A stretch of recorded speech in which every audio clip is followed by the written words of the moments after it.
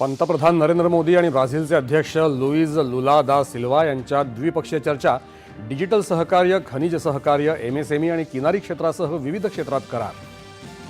येत्या 5 वर्षात भारत ब्राझील दरम्यानचा व्यापार 20 अब्ज अमेरिकी डॉलर्सच्या पुढे नेण्याची वचनबद्धता पंतप्रधान नरेंद्र मोदी यांनी केली अधोरेखित।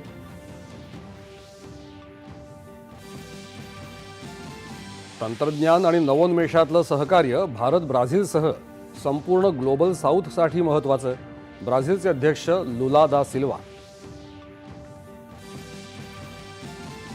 पंतप्रधान नरेंद्र मोदी यांच्या हस्ते आज उत्तर प्रदेशातल्या यमुना एक्सप्रेसवे औद्योगिक विकास प्राधिकरण इथे इंडिया चिप कंपनीच्या प्रकल्पाची होणार पायाभरणी।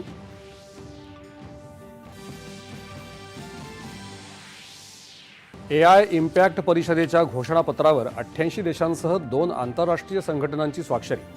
पंतप्रधानांच्या मानव केंद्रित दृष्टिकोनाला जगानं स्वीकारल्याचं हे द्योतक, अश्विनी वैष्णव।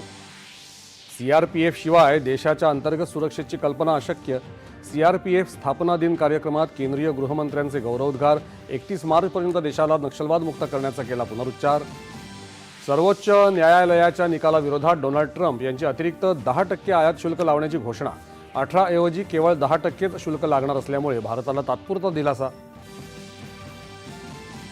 राष्ट्रीय स्वयंसेवक संघावर केलेल्या विधानाप्रकरणी मानहानीच्या खटल्यात काँग्रेसचे नेते राहुल गांधी यांना ठाण्यातल्या भिवंडी न्यायालयाकडून जामीन मंजूर।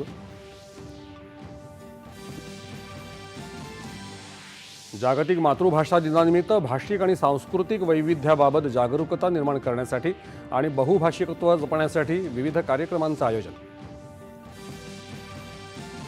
महिला T20 क्रिकेट मालिकेतल्या अखेरच्या सामन्यात भारताचं ऑस्ट्रेलियासमोर विजयासाठी 177 धावांचं आव्हान।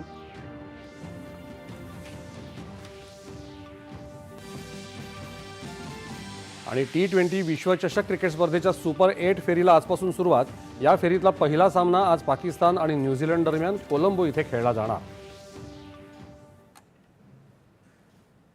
नमस्कार। 4:30च्या